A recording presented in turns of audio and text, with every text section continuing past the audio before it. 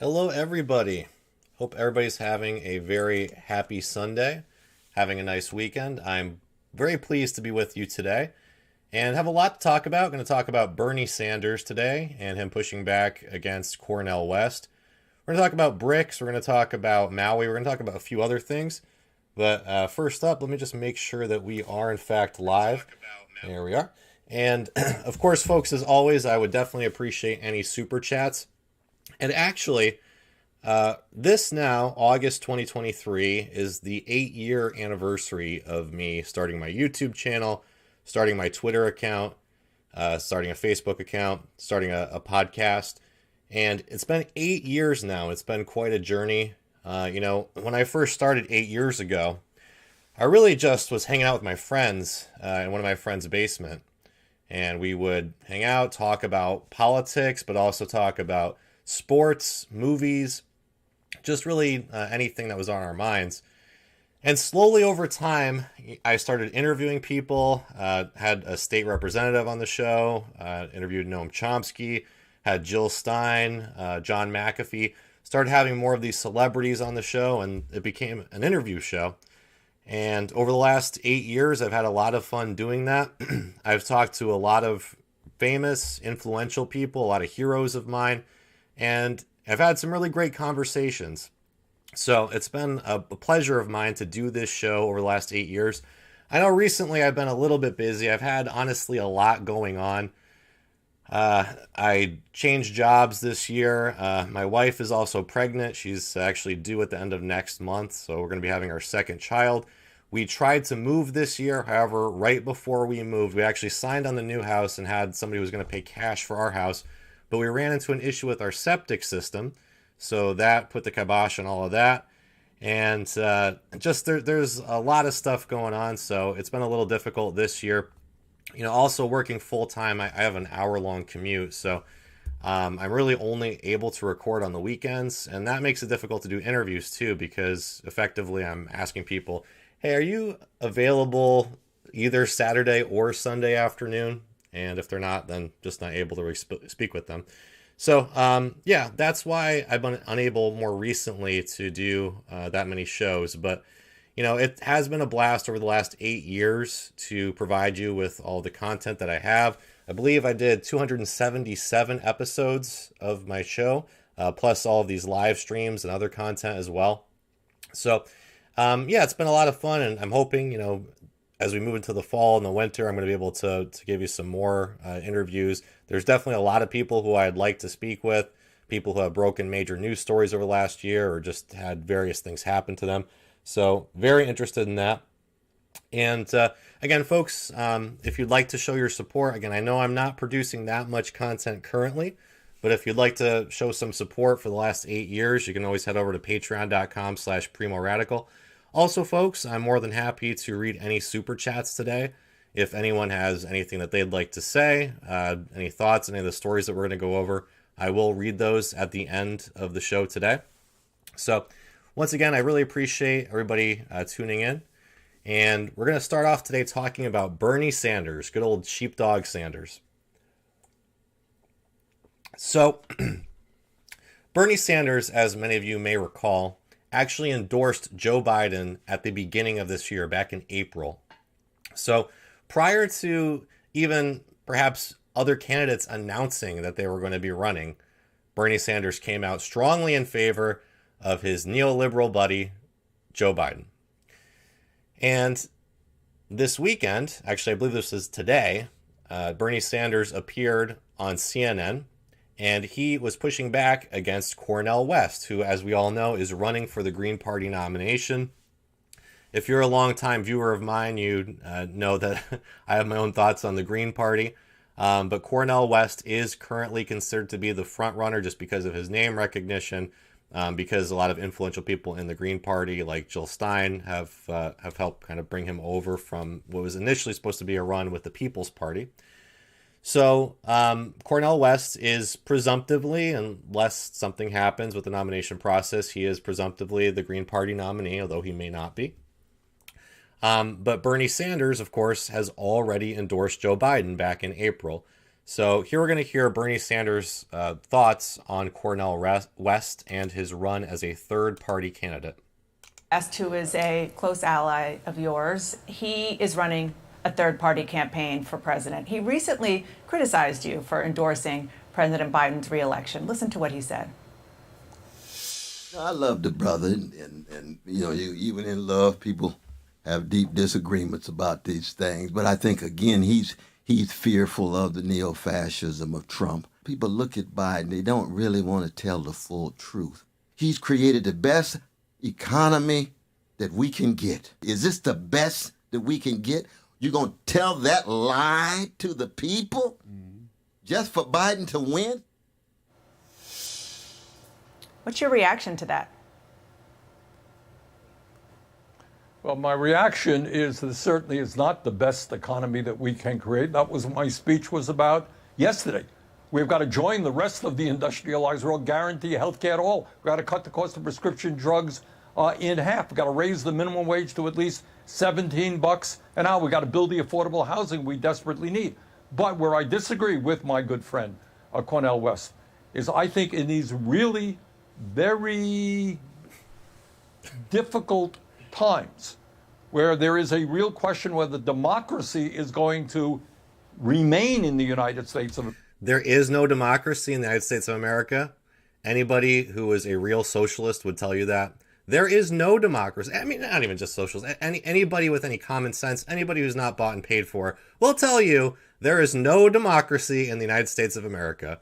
And if you think that there is, then you are either extremely privileged or you are part of the establishment, or both. America. You know, Donald Trump is not somebody who believes in democracy, whether women are going to be able to continue to control their own bodies, whether we have social justice in America, we end bigotry. Around that, I think we have got to bring the entire progressive community to defeat Trump or whoever the Republican nominee will be, support Biden, but at the same time, which is what I did yesterday, is demand that the Democratic Party, not just Biden, have the guts to take on corporate greed and the massive levels of income and wealth inequality that we see today. But also notice that he's saying we don't have democracy, yet he's already endorsing. What can more from your investments mean? Could it mean No, more no, of the no, things that no. matter most in life? T. Rowe Price funds have delivered more returns. Notice that Bernie Sanders is effectively looking past democracy, not wanting to have democracy inside the Democratic Party, not wanting to have an actual debate within the Democratic Party, and just jumping to presuming that Joe Biden is going to be the nominee. Now, of course, there's a precedent for Joe Biden to be the nominee. He's the sitting president. But that doesn't necessarily mean that he's absolutely going to be. And there should be some debate, right? And you'd figure that somebody like Bernie Sanders, somebody who's this outsider, should be supporting RFK or Marianne Williamson, or not even specifically them, but the right for them to step forward and have a debate, have Joe Biden participate in debates, have there be primaries. You'd think that Bernie Sanders would be encouraging that, especially if he's looking to push forward certain agendas within the Democratic Party. Now, I don't know if Bernie Sanders probably aligns more with Marianne Williamson than RFK Jr. I think that's probably the case. But even Marianne Williamson is advocating for some changes to mainstream corporate neoliberalism.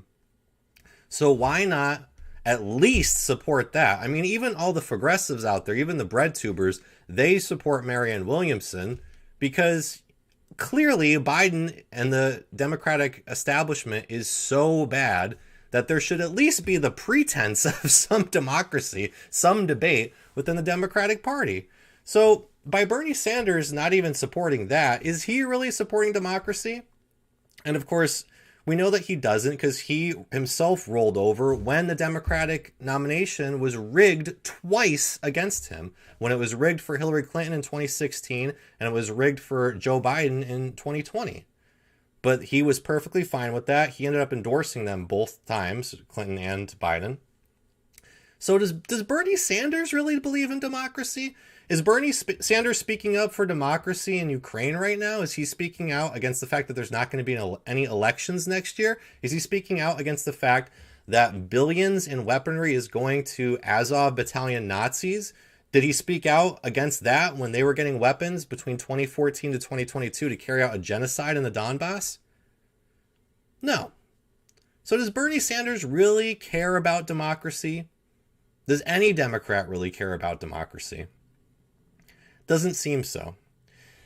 So I also wanted to read you this. This is from Politico, and it says, Biden has a New Hampshire problem. Enter Bernie Sanders. Big name Democrats are appearing in New Hampshire to sing Joe Biden's praises as the president stays away. Because, that's what this is all about too, is him limiting his exposure, right? It's all about Biden not appearing in public, not being part of any debates, because the guy's a train wreck, right? He's falling asleep at this event for Maui. Every time he appears in public, he's doing some huge gaffe, and it's just hurting him more and more. So in that case, you want to limit Biden's exposure as much as possible, and apparently that's what he's doing in New Hampshire here. Joe Biden's effort to strip New Hampshire of the first-in-the-nation primary could keep the sitting president from campaigning in the state in the run-up to the 2024 primaries, but his allies can. One-time rival turned cheerleader, yeah, that's a freaking understatement, Senator Bernie Sanders of Vermont crossed state lines Saturday to deliver an economic policy speech with plenty of praise for the Biden administration. At presidential pit stop St. Anselm College, California, Representative Ro Khanna headlined a major state Democratic Party fundraiser in May. Good old Ro Khanna, another guy who pretends to be progressive, pretends to stand against the establishment, but falls in line constantly behind the establishment. Just like, literally every other Democrat, every other elected Democrat in Congress. And Pennsylvania Governor Josh Shapiro is keynoting New Hampshire Democrats' annual convention next month. Their visits are in part self-serving for a group of ambitious politicians, but they are also a way of boosting Biden in absentia as Democrats nationally and in New Hampshire continue to clash over the future of what has historically been the first-in-the-nation primary, and as Republican presidential contenders campaign through the state largely unchecked. Biden isn't campaigning in the early primary states yet and has little reason to, because he doesn't face a serious Democratic challenger. However, incumbent presidents facing potentially tough general election fights tend to lay their campaign groundwork and even show up for events in New Hampshire ahead of their state's primary. Former President Barack Obama rallied in New Hampshire 2 months before the 2012 primary there and had 7 campaign offices in the state by the time voters went to the polls in January. But Biden has created a quandary for himself in the state. He pushed last year to strip New Hampshire of its prized first primary status. Why do you think they're doing that? Why do you think that they're trying to strip New Hampshire of that status? It seems as though it's a little too unpredictable. Seems as though it's creating some problems for the Democratic establishment, who does not care about democracy and wants a thoroughly rigged primary process. They don't want any kind of upsets, even if it's in one state, even if you have it in Live Free or Die, New Hampshire, where they vote for RFK, or previously, I believe Bernie Sanders beat Hillary Clinton there, didn't he? You don't want anything like that happening. You want the early stages of the nomination going exactly according to plan, so that even later on, if you have some states vote for other candidates, it won't matter at that point. So he pushed last year to strip New Hampshire of its prized first primary status and replace it at the front of the 2024 nominating calendar with South Carolina, a more diverse state that propelled him to the nomination in 2020.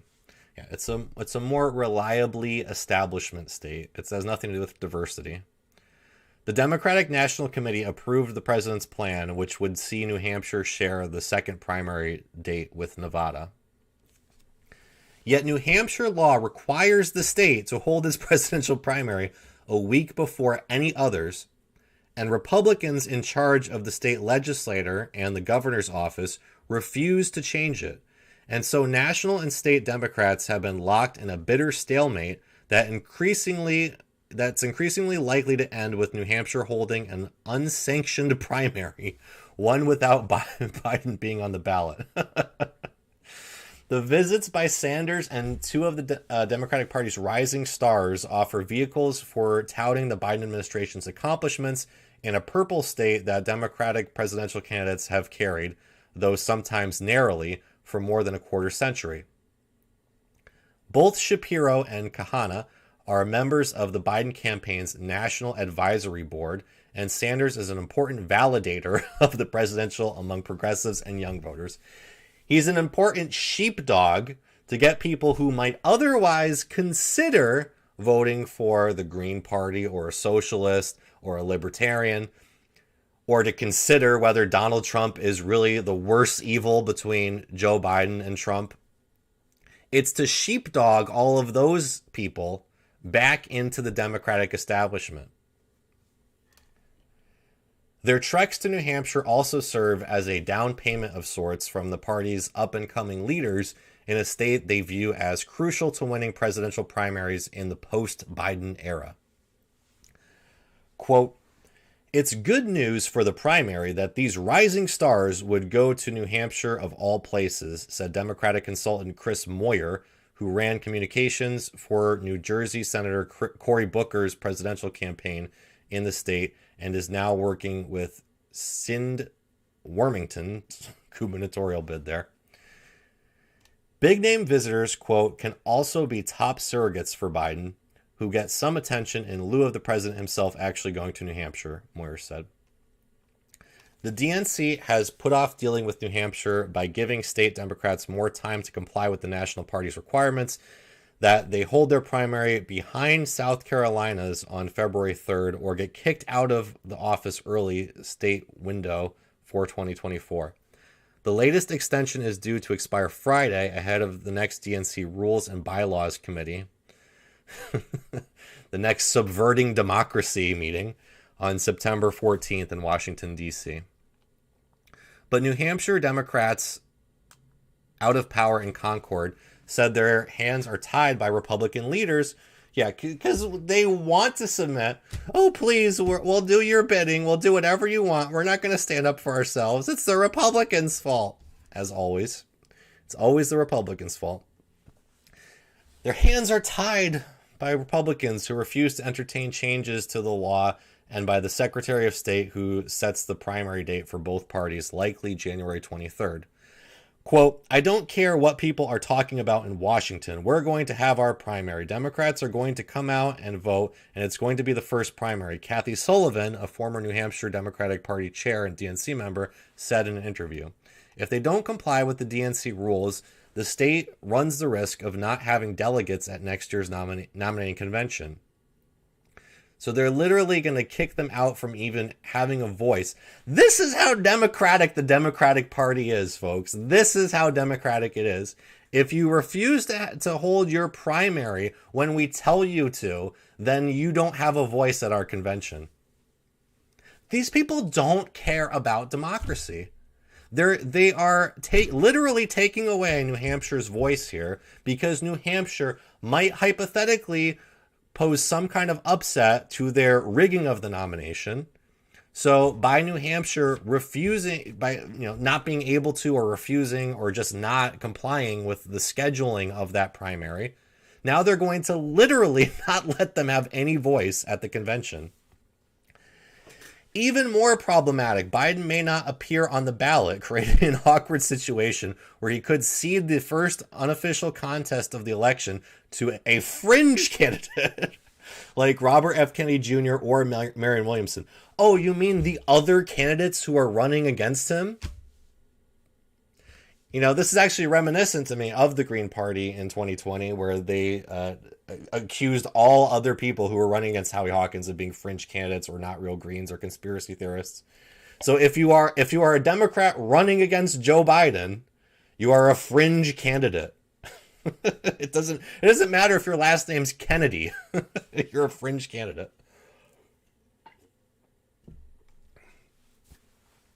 New Hampshire Democrats have talked of waging a write-in campaign for Biden to prevent such an embarrassment and root to his eventual renomination. It's so democratic, isn't it? It's so democratic. He's going to be nominated. Whether anybody likes it or not, Joe Biden is going to be nominated. But Sullivan said no official plans have been set in motion yet. In the meantime, it's falling to Biden's allies and campaign surrogates to spread his message in New Hampshire in his prolonged absence, even before he moved last winter to oust New Hampshire from the top primary spot. Biden hadn't set foot in the state since April 2022. Sanders picked up the slack on Saturday in front of an at-capacity crowd at the New Hampshire Institute of Politics. And I don't know who these people are who are still showing up for this. Like, how do you still believe in Bernie Sanders? How many times does the guy have to sell you out? Like, we've just been through this over and over and over again. It's the old Charlie Brown and Lucy with the football thing. Like, how many times does this need to happen? Sanders praised the Biden administration for its significant investments in infrastructure. Don't you guys feel that way? Isn't the infrastructure so much better in this country? And credited Biden for making progress on righting the nation's pandemic-ravaged economy. Yeah, the economy's so great right now. Did you know that it's more unaffordable to buy a house now than it has been in decades? Has anybody out there looked at what the mortgage rate is currently? It's like 7.5%. That's actually another reason why my wife and I can't move currently, because we had this hiccup with the septic system. But also, the interest rates keep going up and up and up and up. It's now like 7.5%. That's the economy we live in. But it's great because the employment rate is higher. It's great because people have to work. Because people are being forced back into jobs. That means the economy's good, right? Bidenomics, folks. Remember that when you're making your student loan payments next month. Remember Bidenomics. He praised the Biden administration for significant investments in infrastructure, credited Biden for making progress in righting the nation's pandemic-ravaged economy, even as he called on Democrats to make an ideological change of course to win back the working class. The two-time presidential contender made clear he wants to see Biden stay in the White House. It's clear, right, folks? Just want to make that clear. Bernie Sanders wants Joe Biden in the White House. He thinks Joe Biden is doing a good job. That's Bernie Sanders. That's the outsider, revolutionary Bernie Sanders. He likes that Joe Biden is in the White House and thinks he's doing a good job. It's no secret that I want Joe Biden to be reelected president, Sanders said. He and I share the goal of beating back right-wing extremism. Oh, except for the Azov battalion, except for the Nazis who were sending billions of dollars of weapons to. Not that right-wing extremism. We specifically just mean Trump supporters. We don't mean literal Nazis who were arming and trying to help them get back to committing a genocide in the Donbass. Not those right-wing extremists. The right-wing extremists who might vote for Donald Trump. Or anybody who's not Joe Biden. Including RFK or Marianne Williamson, those right-wing extremists. Other Democrats are similarly singing Biden's praises here. Shapiro absolutely plans to talk about Biden and his accomplishments through the Pennsylvania lens during his headlining speech at the New Hampshire Democratic Party's convention at the end of September. By the way, how are these New Hampshire Democrats okay with being threatened out of not even having a voice at the convention? You know, I don't care what part, it could be any party. If I was a member of a party that was saying, oh, you're going to either schedule your primary for when we want, or we're not going to let you have a voice, I'd be pretty pissed off. I don't think I'd want to be part of that party anymore. The Keystone State governor intends to discuss how the Biden administration helped fix a section of I-95 near Philadelphia.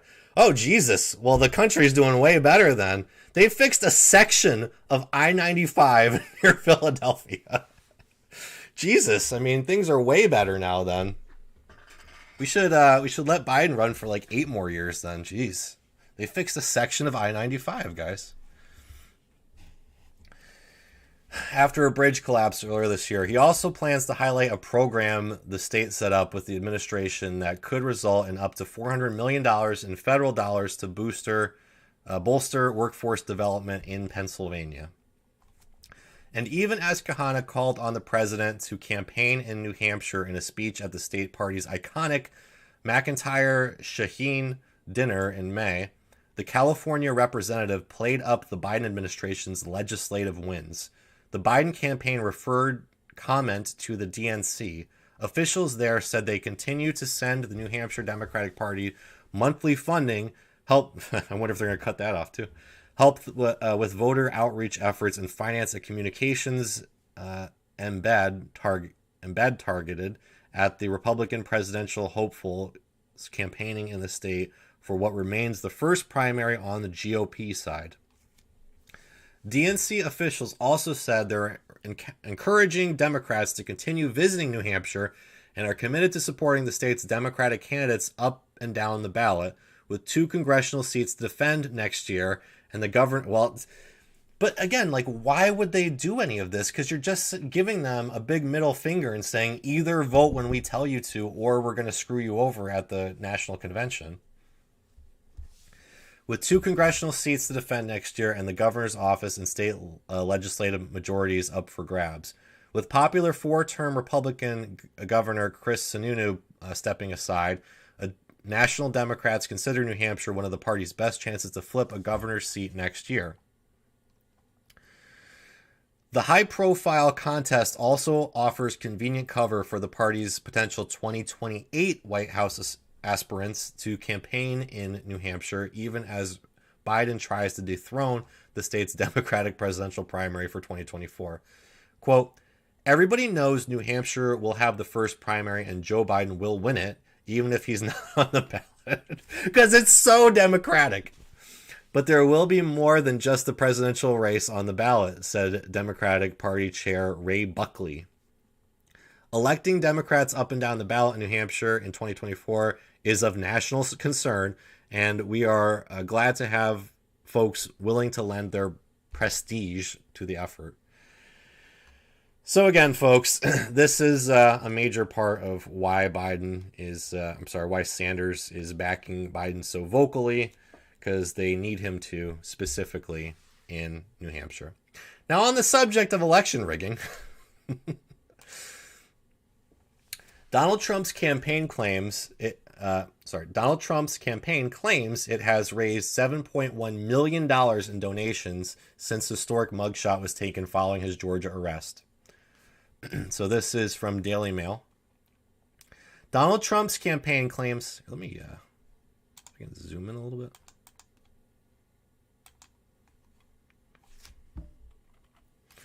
Donald Trump's campaign claims it raised $7.1 million in donations since taking his historic mugshot following his Georgia arrest. It's a little too big now. Sorry, guys.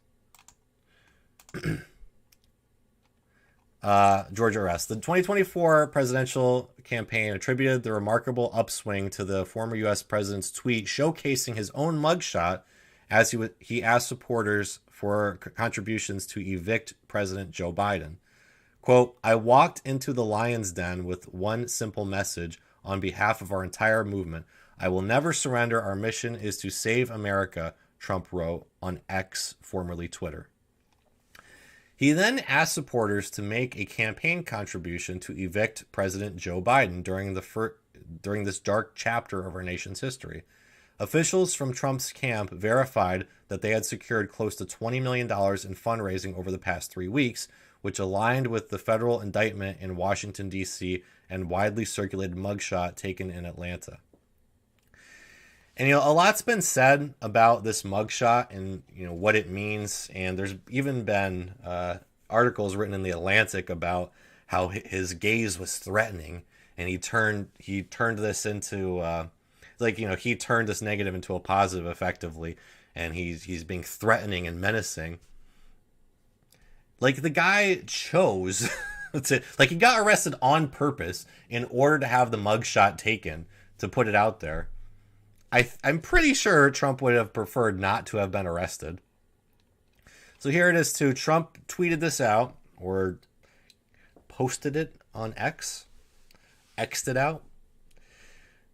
But he used his Twitter X account since the first time since January 2021, since a couple of days after January 6th. And he posted this out. If you haven't seen it, he posted his own mugshot, has the date. It says election interference, never surrender, DonaldJTrump.com. And if you clicked on that, it brought you to Trump's website where he talks about how this is an unprecedented event, how he's being targeted. And it's really kind of hard to disagree with that, right? No matter what your views on Donald Trump are, this has never happened before. And in the year prior, in the 16 months prior to the 2024 election, where he is the presumptive nominee, and Joe Biden is the presumptive Democratic nominee, as we can tell from the story that we just read, you have 4 different sets of charges, 4 different indictments against Donald Trump, all taking place now. So it's really kind of hard to not see that as election interference.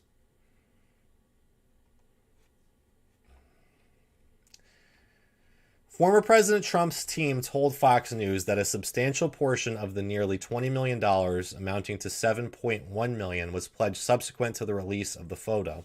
The Trump campaign received $4.18 million in funds on Friday, according to the outlet, marking it as the most financially successful day throughout the entire campaign.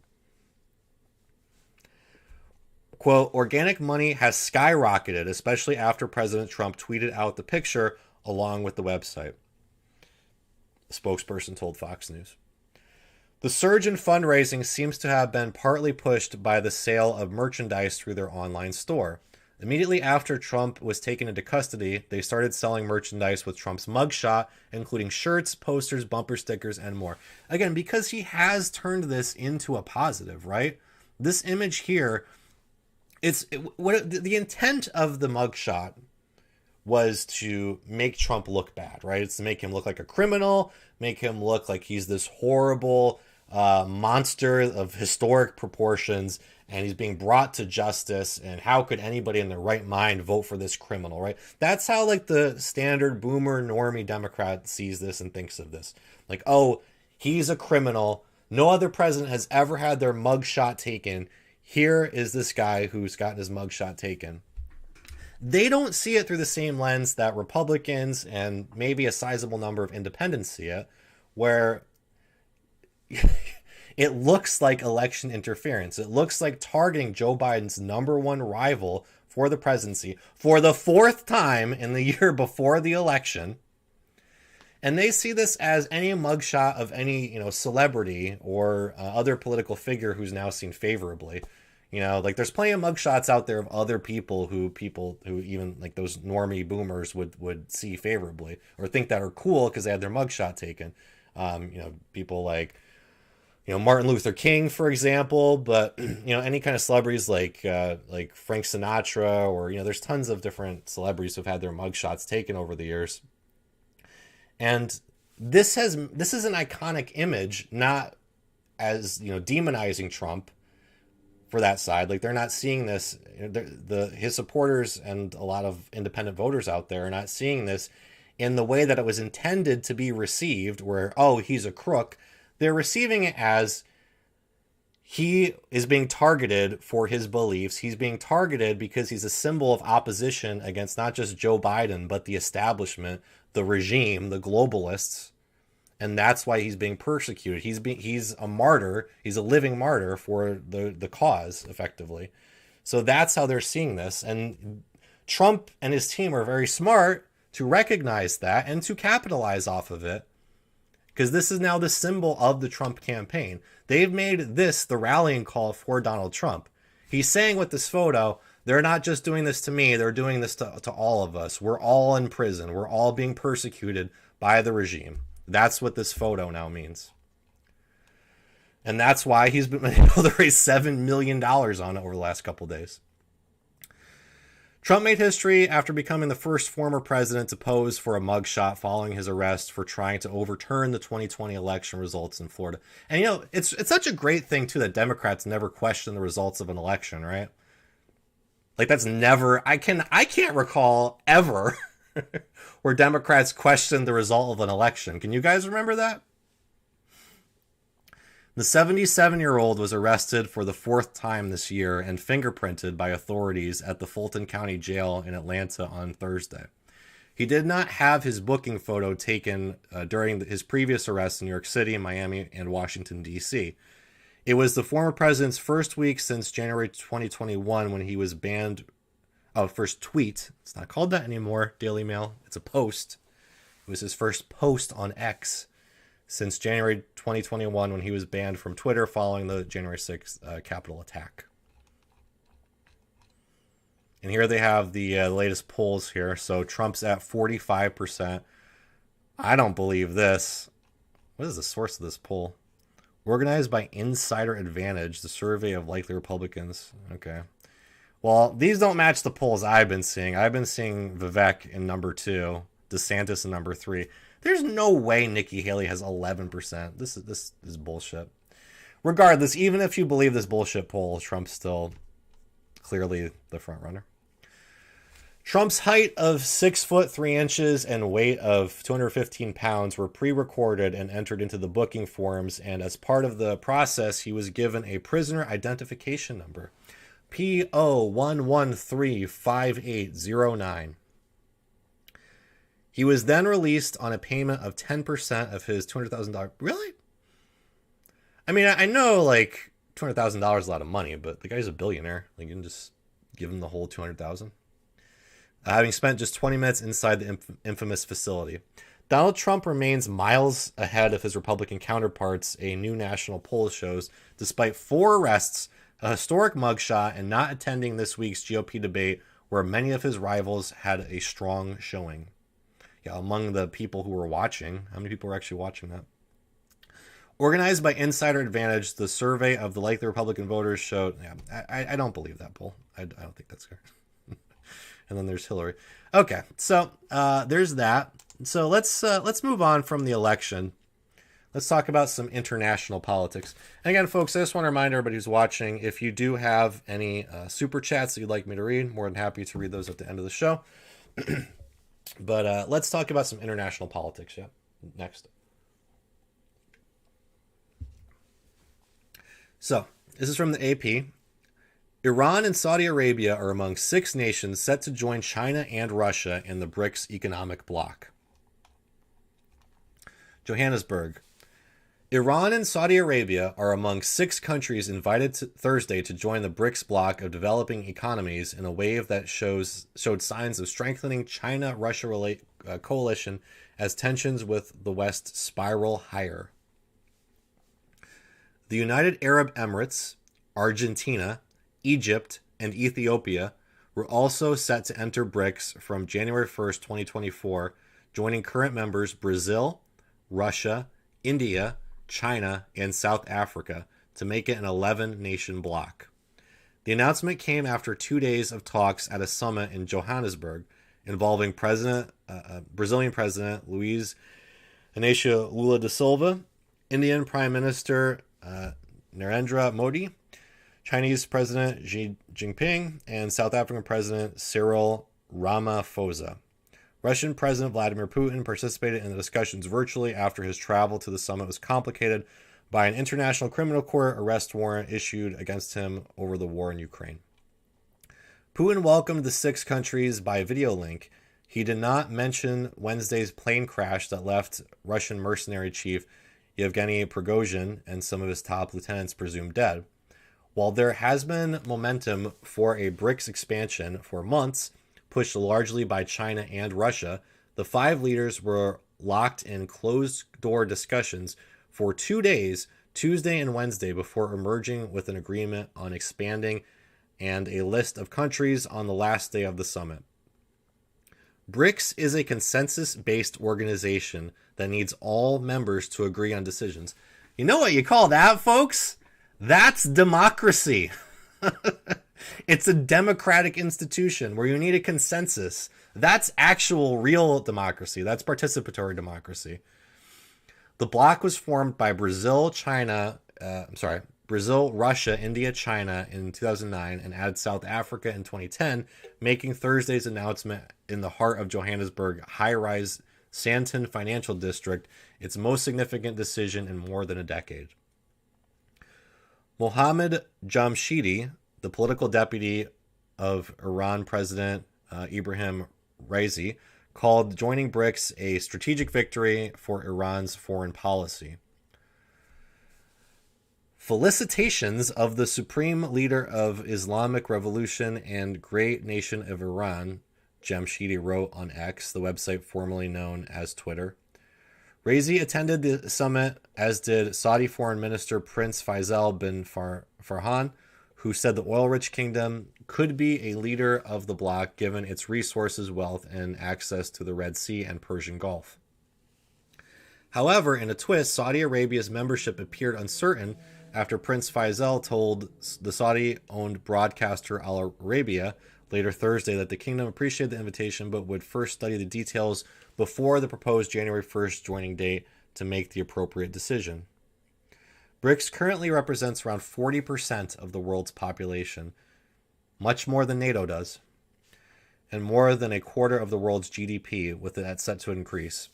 The potential new members include three of the world's biggest oil producers, Saudi Arabia, the UAE, and Iran. Quote, "This membership expansion is historic," Chinese leader Xi said. "It shows the determination of BRICS countries for unity and development. Over the years, China has stood in solidarity with the developing countries through thick and thin. Saudi Arabia and UAE might provide new capital for BRICS' new development bank. However, economists also noted that Argentina and Egypt are the International Monetary Fund's two biggest debtors and have required bailouts. Gee, I wonder why they're interested in joining BRICS. Oh, because they got completely screwed over by neoliberalism? Because the IMF's loans have destroyed those countries? Maybe that's why.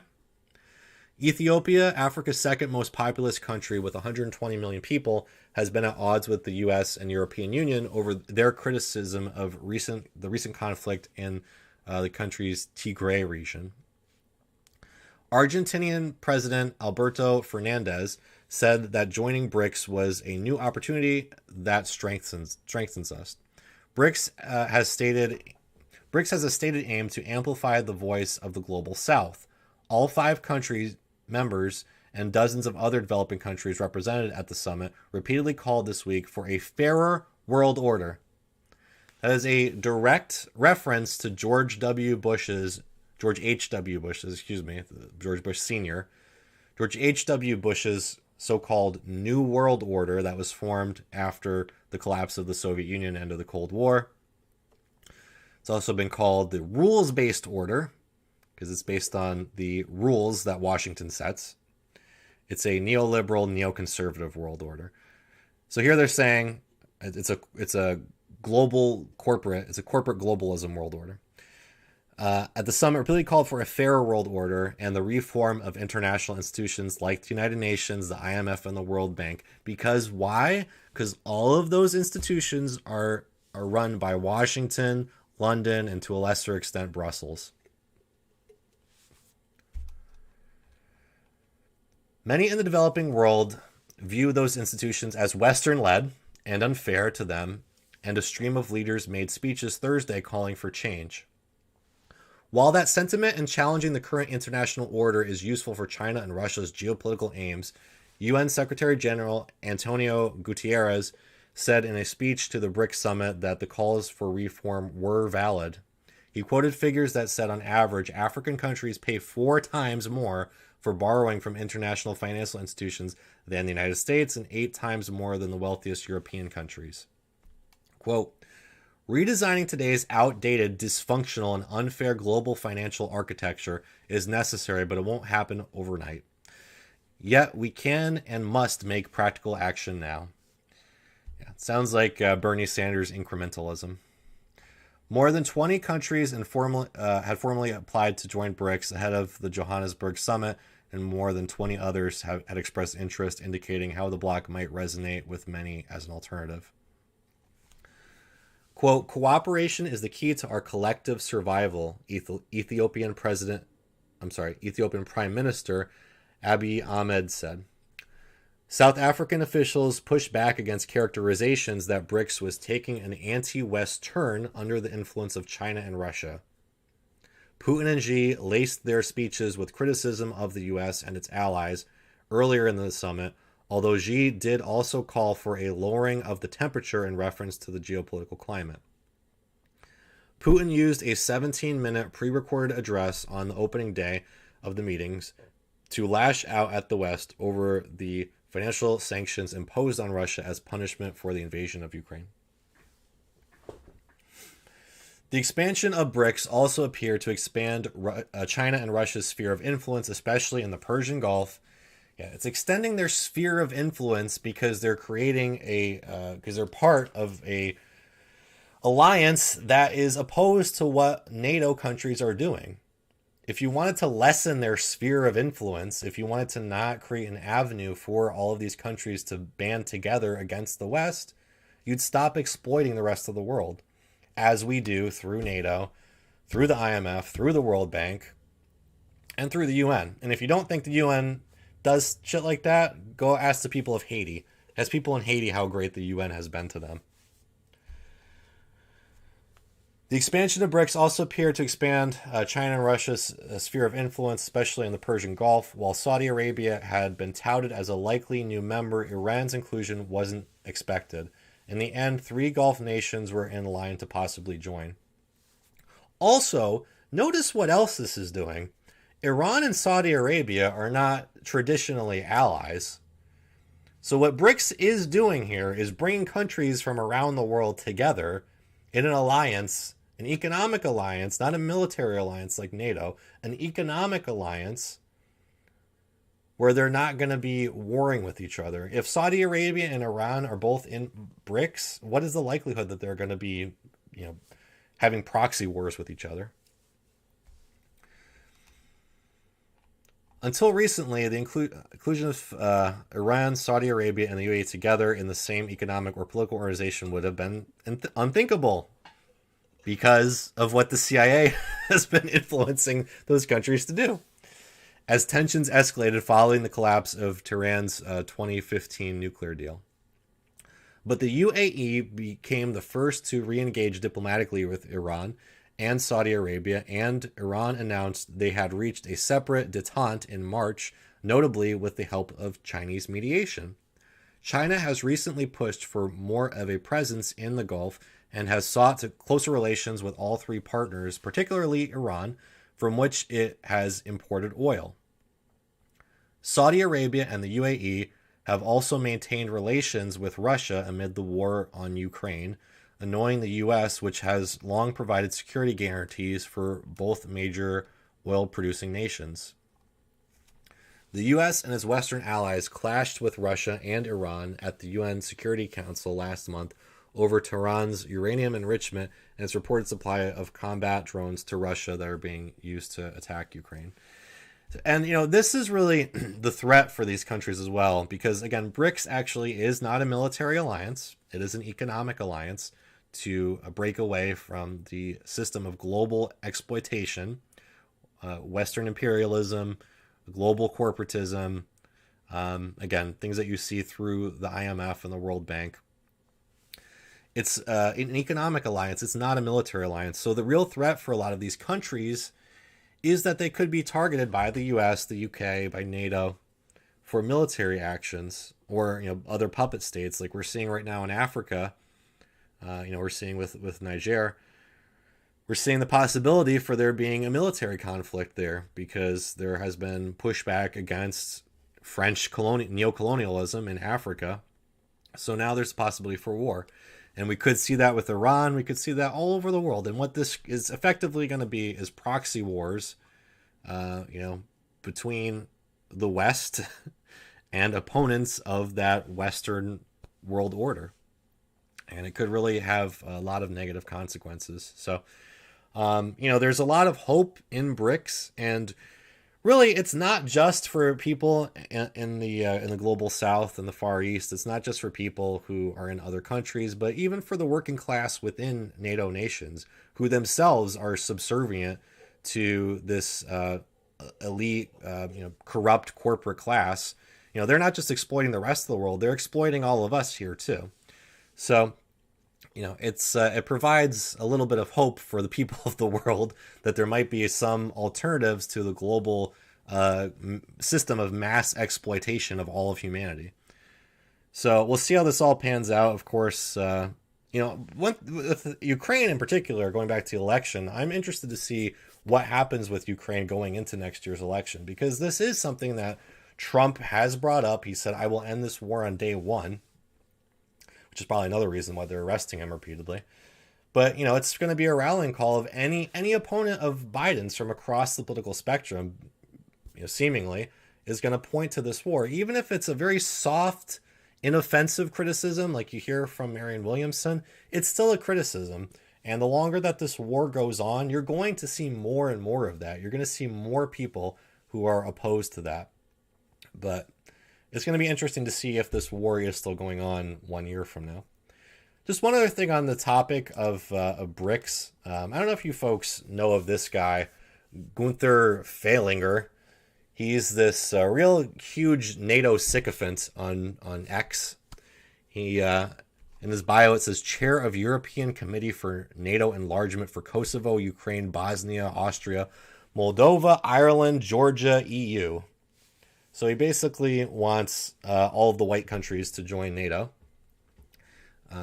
But he put this up, and it says, "I apologize for all colonial crimes during European imperialism from 1492 to 1975.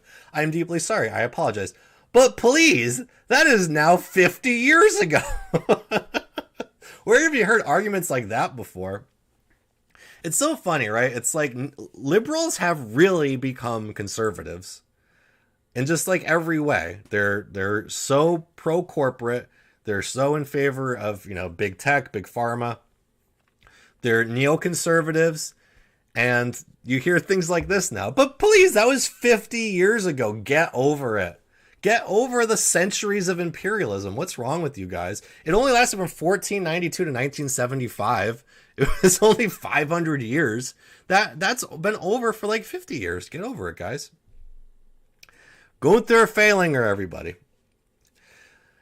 The only colonial powers left today are Russia, China, Iran, and to some extent India and Brazil. I call to fight today colonialism. So this guy, not only does he say this ridiculous, he puts up maps of how he wants to divide these countries up. He wants to, like the old cartoon, political cartoons from World War I of like all the imperialists carving up the planet. He literally wants to do that with these countries. Here's Iran. You'd have southern Azerbaijan, Kurdistan, Arabstan, Quashkistan. He wants to divide it up, and then in the middle you'd have Persia, which is no longer Iran. Not just Iran. He also wants to go with Brazil, the country of Brazil, which has been one coherent political entity for 200 years. He wants to divide that up into 4 different nations. He also wants to do that with Russia. Here's what is that? 20 different countries he wants to divide Russia up into. But not just Russia, also China. So this is the dream that people like Gunther Fehlinger have of consolidating the white world into this NATO alliance. And, they may not think of it in explicitly racial terms, but there are a lot of white supremacists on the NATO side. There's lots of people out there who are explicitly racist about it. So they want an alliance of all of the white countries in Europe, Canada, the U.S. Probably also they'd invite Australia and New Zealand. They think of this giant alliance of these neo-colonial countries and all of the other countries of the world, anything that may pose any kind of threat to NATO, being divided up into 1,000 different countries like this, like what happened, with a lot of the Soviet Union after the Cold War. They want that continued on. So this is the insane mania of these people. This is their just misanthropic visions of the world. And, I honestly think that guys like this need a bigger platform. I wish Gunther Fehlinger was well known, that everybody around the world was following this guy and listening to him. And there were reports on his tweets like there was with Trump. Let's really expose the rest of the world to what the NATO sycophants want to do to your countries. This is it. If you're in China right now, look at this guy, this European's map for your country. That's what he wants on you, because that's democracy. That's us imposing our democracy on you, meaning cutting up your country into 1,000 pieces where you don't have any kind of power and can pose no challenge whatsoever to NATO and the Western world order. Absolutely insane. So, also did just want to talk about Maui briefly. Again, I haven't been tweeting that much. I'm sorry, I haven't been posting that much on YouTube this summer. But of course, we had the horrible fires in Maui. Obviously, there's a lot of questions about what happened there. There's been other questions about all of the fires that were happening in Canada. We also had the arrest of at least 79 people in Greece who were arsonists for setting fires there. So, there's a lot of questions around what happened in Maui, but even at the baseline, let's just throw all that out. Let's just say, okay, there was fires. Let's even say it was caused by climate change, all right? These are climate change fires that happened in Maui. The point is, there's a huge disparity about how those people have been treated in Maui and how the regime in Kiev has been treated. And this was a thread by Robert F. Kennedy Jr. He said, President Biden just offered $700 payment per household to Maui residents. He's also asking for $25 billion for Ukraine. Let's do the math. There are about 500,000 households in Maui.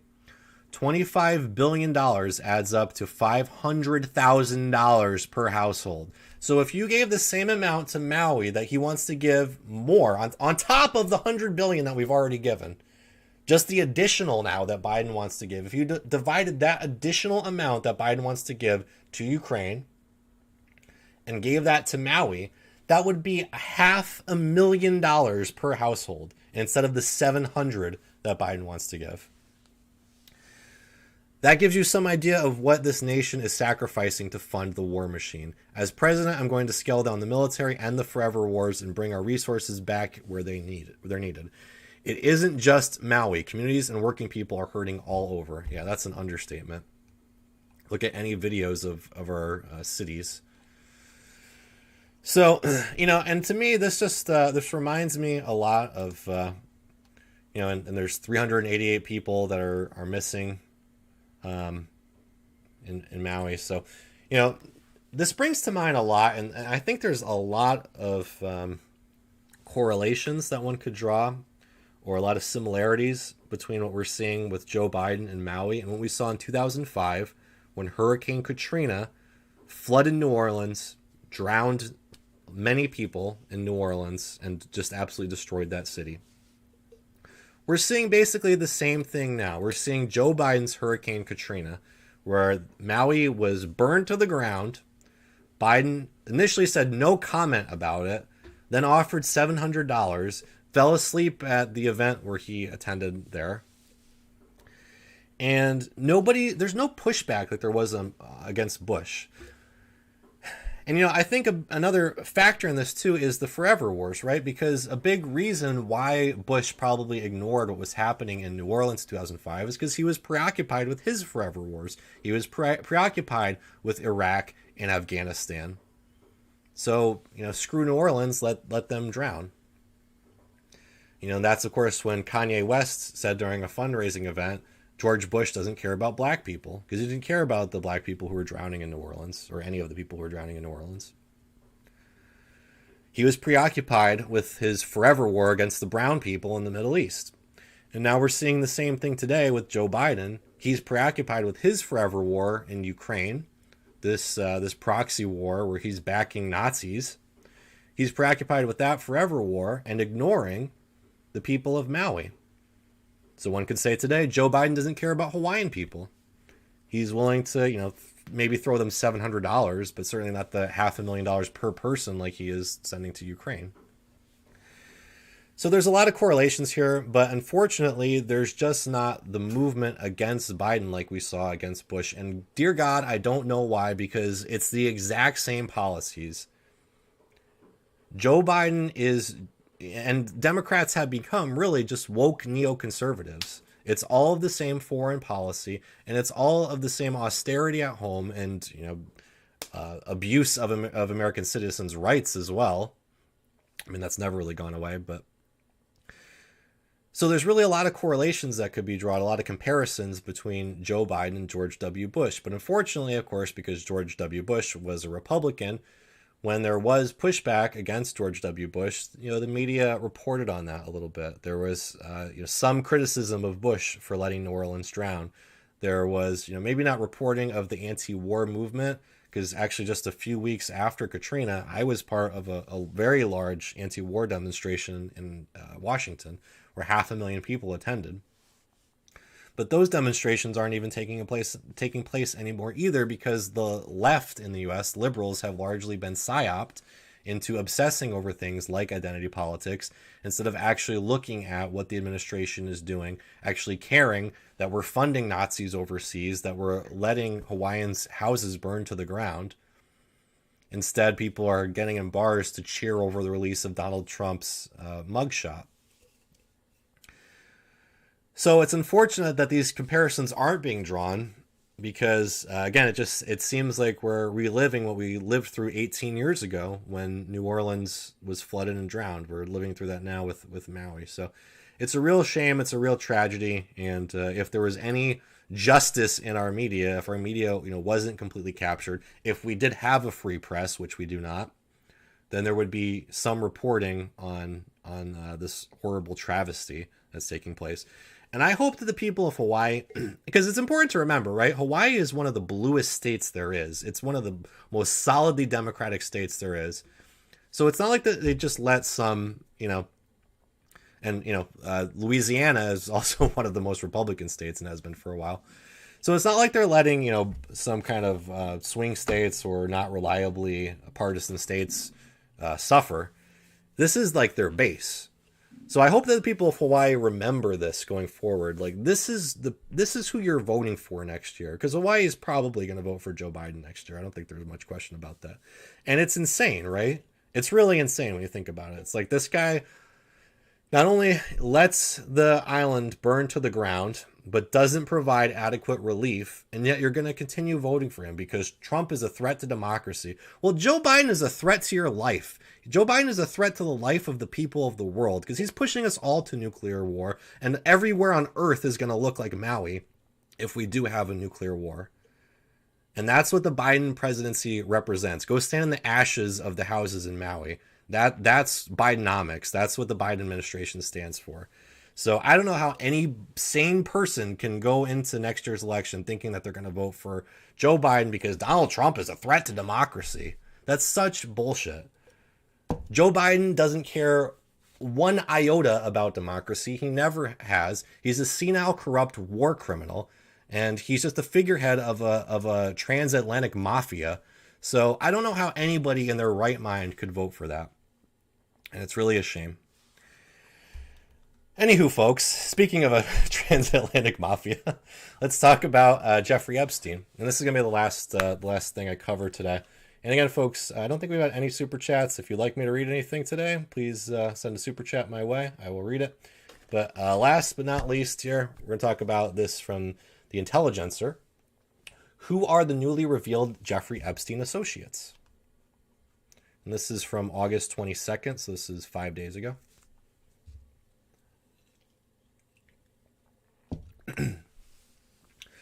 Recent reports from the Wall Street Journal and the New York Times, as well as new court filings in the U.S. Virgin Islands civil suit, have revealed a number of additional prominent people who were associates of Jeffrey Epstein's.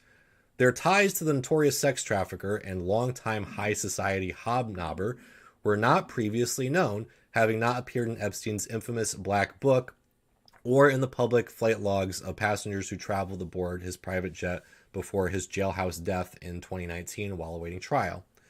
The new reports also deepen public understanding of the ties between Epstein and some bold-faced names who he had previously been associated with, and they underscored just how frequently Epstein met with his high-flying pals.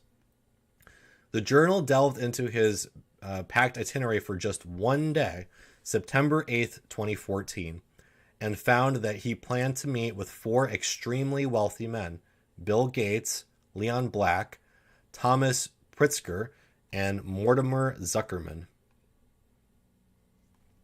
The Journal discovered the names after it obtained a previously unreported trove of documents, including thousands of emails of Epstein's private schedule dating from 2013 to 2017. The New York Times says it obtains Epstein's scheduling documents through a public records request to the U.S. Virgin Islands Attorney General.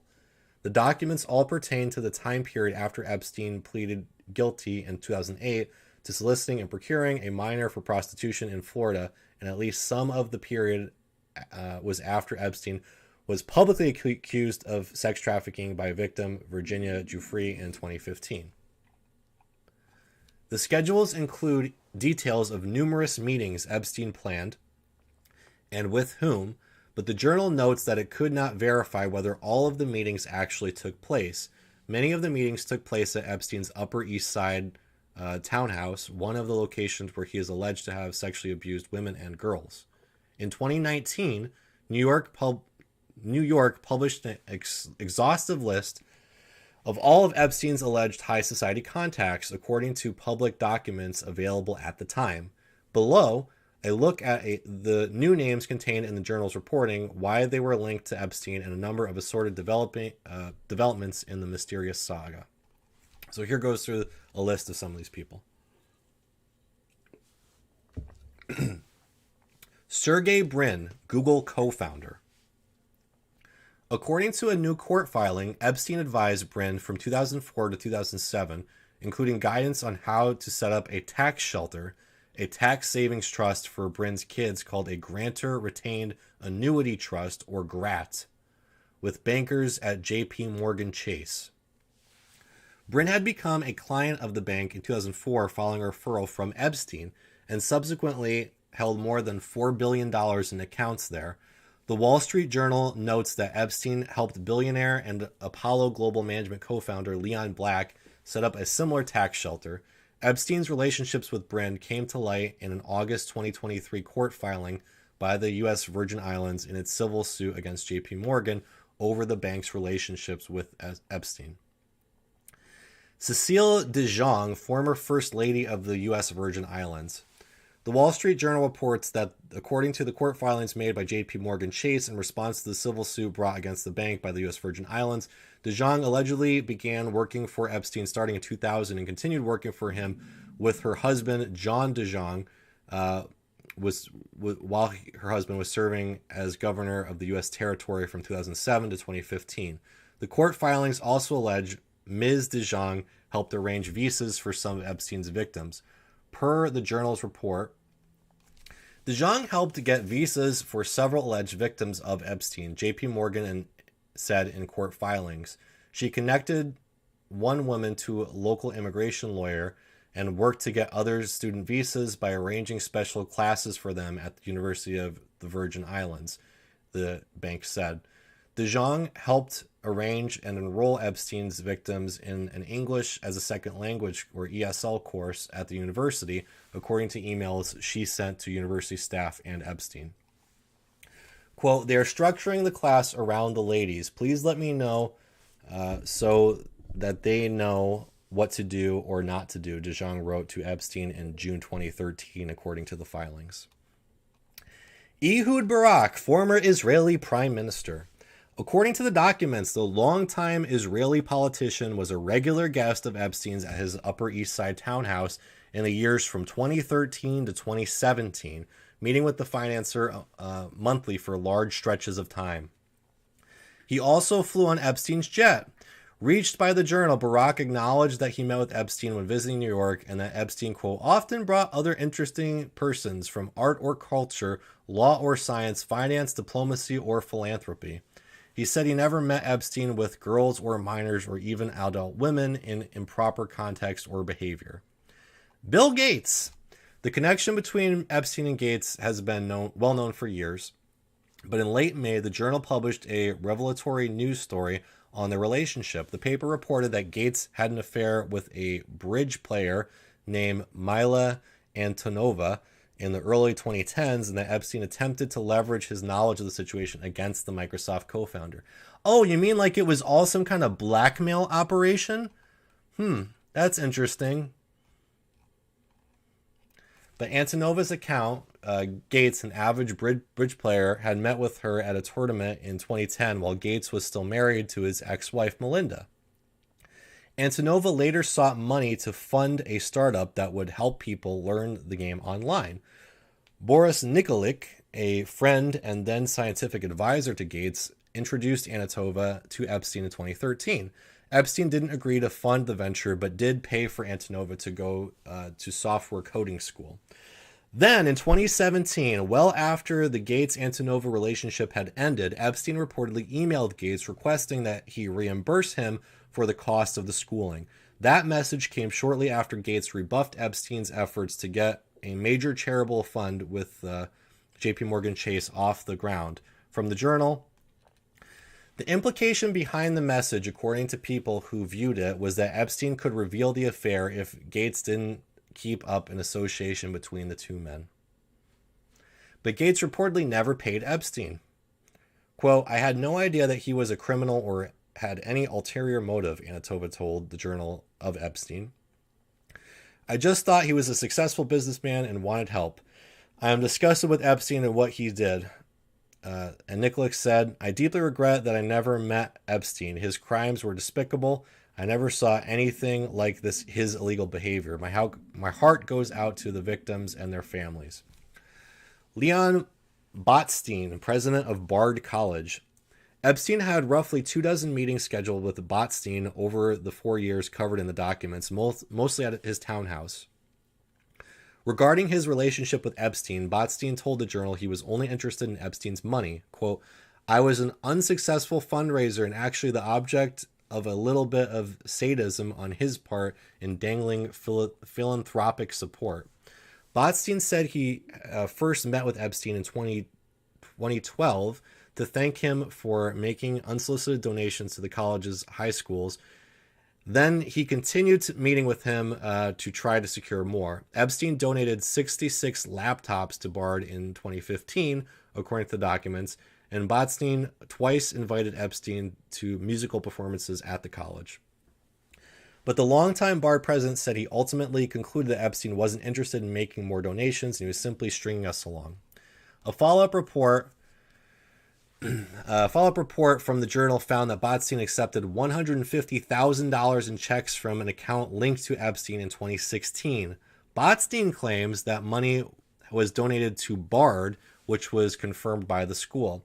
A spokesperson for Botstein added that the money was for his year-long role on an advisory board for Gratitude America, Epstein's charity.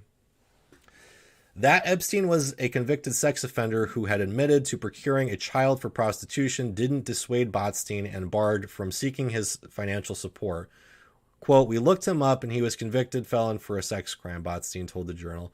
We believe in rehabilitation. He said they kept his criminal history in mind when Epstein visited the school. Quote, because of his previous record, we had security ready. He did not have any free access to anybody. According to the plans in the documents, Epstein brought some of his young female assistants on trips to Bard. William Burns, CIA director. The documents indicate that Epstein had 3 scheduled meetings in 2014 with Burns, who was at that point the Deputy Secretary of State in the Obama administration. They met in both Washington, D.C. and New York, per the Journal. A lunch was planned on that August at the office of law firm Steptoe and Johnson in Washington. Epstein scheduled 2 evening appointments that September with Mr. Burns at his townhouse, the documents show. After one of the scheduled meetings, Epstein planned for his driver to take Mr. Burns to the airport. The longtime diplomat left the State Department in October of that year and became president of the Carnegie Endowment for International Peace, where he remained until President Biden nominated Burns to run the CIA in 2021. CIA spokesperson Tammy Kupperman Thorpe released a statement to the Journal denying Burns had any kind of relationship with Epstein. Quote, "The director did not know anything about..." Why would the head of the CIA know anything about him? The director did not know anything about him other than he was introduced as an expert in the financial services sector and offered general advice on the transition to the private sector. They had no relationship. Next up, folks, Noam Chomsky. According to the documents, Epstein arranged several meetings with Chomsky in 2015 and 2016 when he was teaching at MIT, where Epstein had donated hundreds of thousands of dollars. The scheduled meetings included a gathering of academics as well as a flight with Epstein aboard his private jet to New York to have a dinner at his townhouse with film director Woody Allen and his wife Soon-Yi Previn. When the Journal asked Chomsky about the meetings, the 94-year-old replied in an email that his first response was that it was none of your business or anyone's. Second is that I knew him and we met occasionally. Chomsky said he and Epstein discussed politics and academics, and if there was a flight, which I doubt it would have been from Boston to New York, 30 minutes. I'm unaware of the principle that requires that I inform you about the evening spent with a great artist. Quote, what was known about Jeffrey Epstein was that he had been convicted of a crime and he had served his sentence, Chomsky told the Journal. According to the U.S. laws and norms, that yields a clean slate. Yeah, so you hang out with the guy? Like, he also said Epstein arranged for him to meet Barack and that they could talk about Israel's policies with regard to Palestinian issues and the international arena. A follow-up report from the Journal showed that Chomsky received a transfer of around $270,000 from a linked account to Epstein in March 2018. Quote, my late wife died 15 years ago after a long illness. We paid no attention to financial issues, Chomsky explained in an email. We asked for Epstein's advice.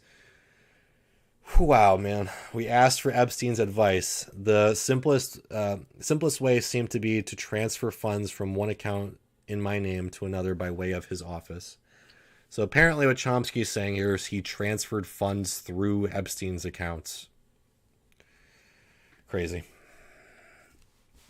Turgay Rod Larson, noted ex-diplomat. Rod Larson may not be a household name, but he's a big deal in diplomatic circles, having helped put together a landmark Oslo Accords in the early 1990s.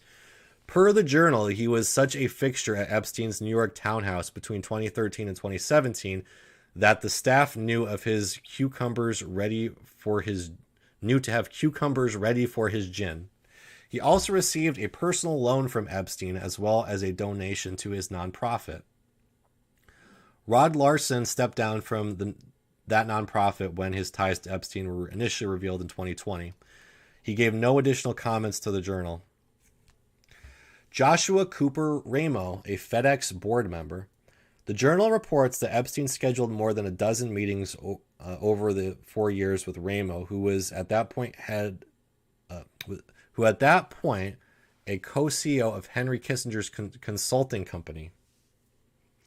Let's read that again. The Journal reports that Epstein scheduled more than a dozen meetings over the 4 years with Ramo, who was at that point a co-CEO of Henry Kissinger's consulting company. Ramo also served on the board of Starbucks and still serves on the board of FedEx. Most of the meetings were scheduled in the evening at Epstein's Manhattan townhouse. Epstein also invited him to a 2013 breakfast at the townhouse that Barack attended. Ramo didn't respond to the Journal's requests to comment on the meetings. Oh, look who we have here. Ariane de Rothschild, chairman of Edmond de Rothschild Group. In 2019, the private Swiss bank Edmond de Rothschild Group falsely claimed it and its chairwoman, Ariane de Rothschild, had no ties to Epstein. According to documents reviewed by the Journal, Mrs. de Rothschild, who married into the famous banking family, had more than a dozen meetings with Epstein. Oh, yeah, just those. Forgot about the dozen meetings with him. Oh, yeah, there were those.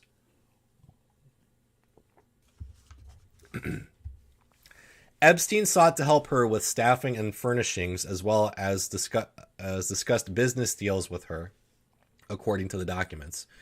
In September 2013, Epstein asked Mrs. de Rothschild in an email for help finding a new assistant, female, multilingual, organized. I'll ask around, Mrs. de Rothschild emailed back. She bought nearly $1 million worth of auction items on Epstein's behalf in 2014 and 2015, the documents show. Mrs. de Rothschild was named chairwoman of the bank in January 2015. That October, she and Epstein negotiated a $25 million contract for Epstein's Southern Trust Company to provide risk analysis and the application and use of a certain algorithm for the bank. In response to the Journal, the bank admitted that its 2019 statement was inaccurate and said that de Rothschild had business-related meetings with Epstein from 2013 to 2019, and that he had introduced the bank to U.S. finance leaders, provided tax and risk consulting, and had recommended law firms.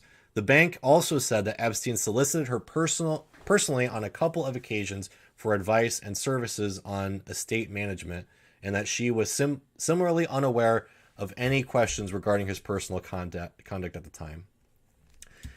Catherine Rumler, Goldman Sachs General Counsel.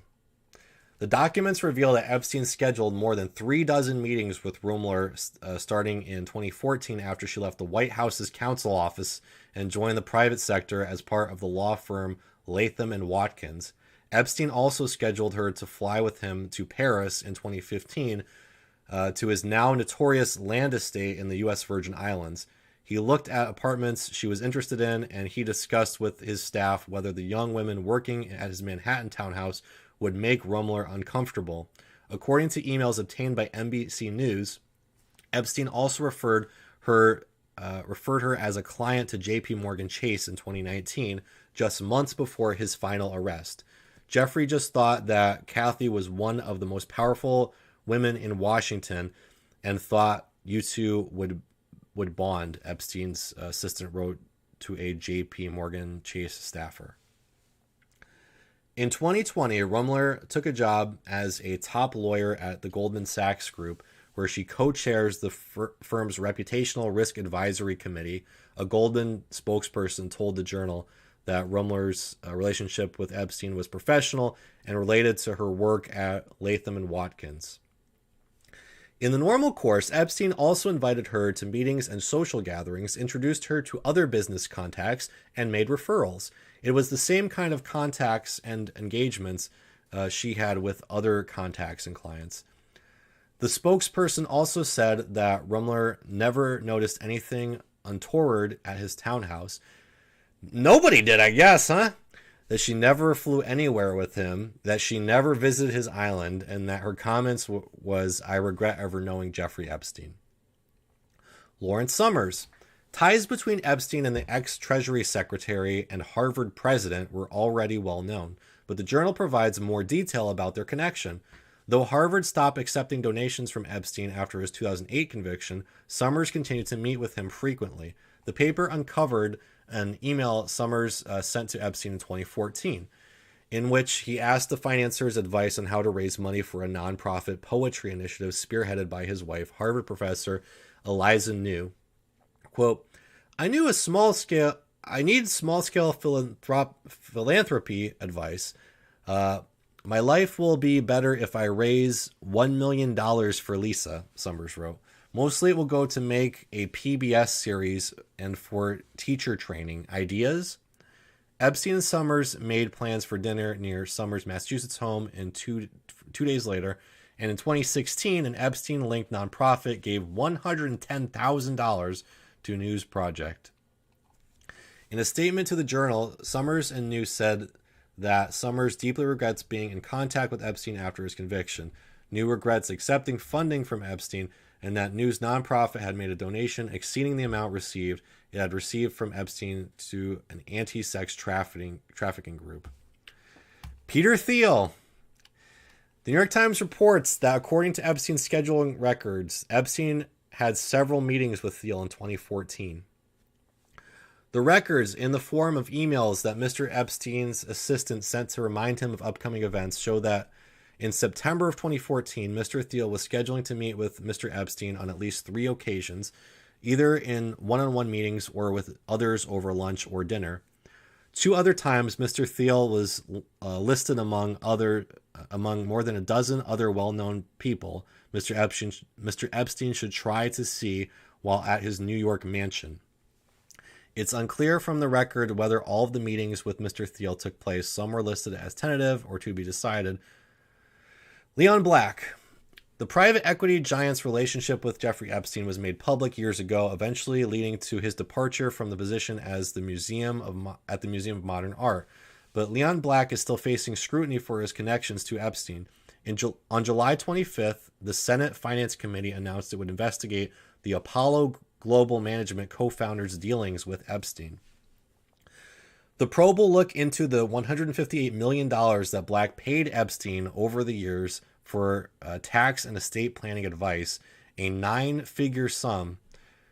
He gave him $158 million for that, nothing else. A 9-figure sum to a man who did not graduate college. 4 days earlier, on July 21st, Black also agreed to pay $62.5 million to the U.S. Virgin Islands in a settlement that would clear him from any allegations made from the territory's investigation into Epstein's alleged sex trafficking. So he just paid them off with $62.5 million. That's fucking nuts. Black could also be back in civil court for his Epstein connections. On July 26th, an anonymous woman with Down syndrome and autism sued Black in New York for allegedly raping her when she was 16. The alleged assault took place in 2002 at Epstein's Manhattan mansion, after which Epstein refused to take her to see a doctor, leaving her in the care of Ghislaine Maxwell. Black's lawyers has called the allegation frivolous and sanctionable. Jess Staley. Staley, too, has been a well-known associate of Epstein's for years, but the banker's connections to Epstein have faced a new level of inspection over the past year. Staley, who resigned from Barclays in 2021 for his association with the sex criminal, had a close connection with Epstein. I deeply appreciate our friendship, Staley wrote him in 2009. I have few so profound. Emails obtained by the Daily Beast show that Epstein helped connect him to high society associates, including Prince Andrew, Bill Gates, former New York Fed board member Lee Bollinger, and Dubai businessman Sultan Ahmed bin Sulayem. Prince Andrew. The royals' connections to Epstein have been public for years now, but a new document on the king's younger brother have placed him back in the tabloid headlines.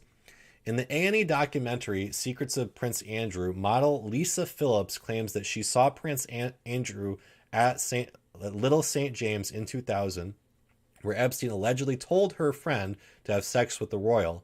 It was traumatic for her, and after that, she was not the same, Phillips said in the document. Her life went completely out of control. Royal biographer Andrew Lowney said in the documentary that Epstein and Prince Andrew were real best buddies and that there were 7 different numbers for Andrew and Epstein's little black book. According to Lowney, Epstein and Ghislaine Maxwell were invited to royal getaways like Balmoral and Sandringham, and to personal birthday parties at Windsor. Indeed, there is a photo of Epstein and Maxwell at a cabin on Balmoral Estate. Epstein and Ghislaine were invited to the heart of the British monarchy, Lowney said. He added that Epstein allegedly once said, "There's only one person who likes sex more than me, and that's Andrew." According to Buckingham Palace Press Secretary Dickie Arbiter, Andrew would have had to seek permission from the Queen to invite Epstein to private events. The Queen would believe her children, Arbiter said.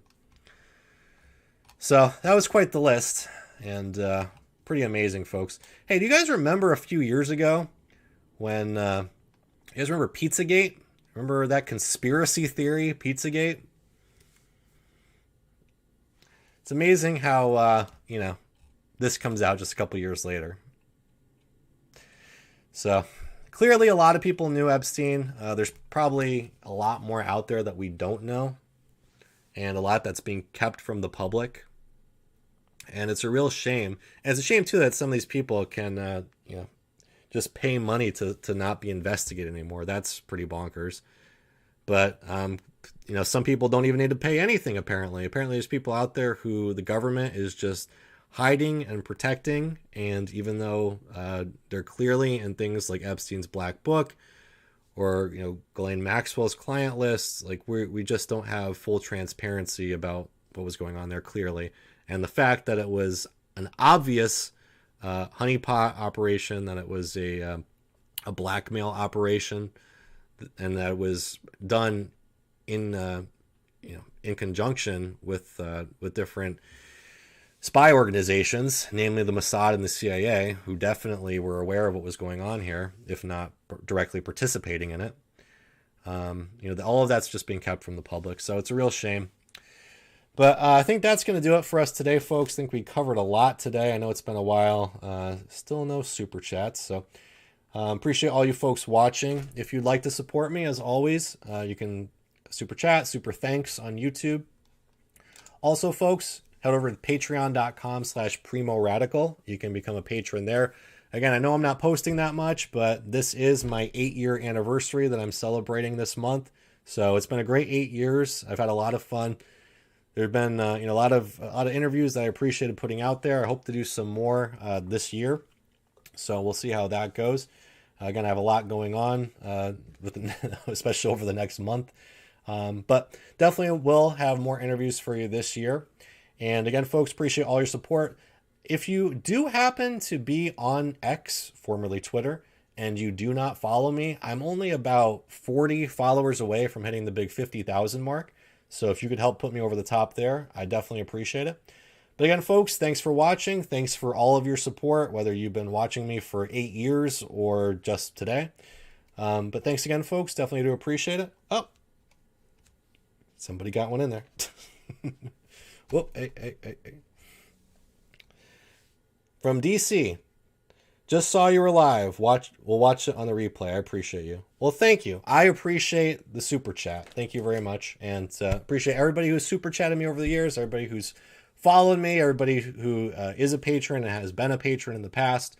Again, no, I'm not creating content at the rate that I'd like to lately, but it's really great to know that there are so many people out there who follow me and appreciate the content I'm putting out there. So thanks again, folks, for watching. Really do appreciate it. Don't know when I'll be back again, but hopefully it's not too long.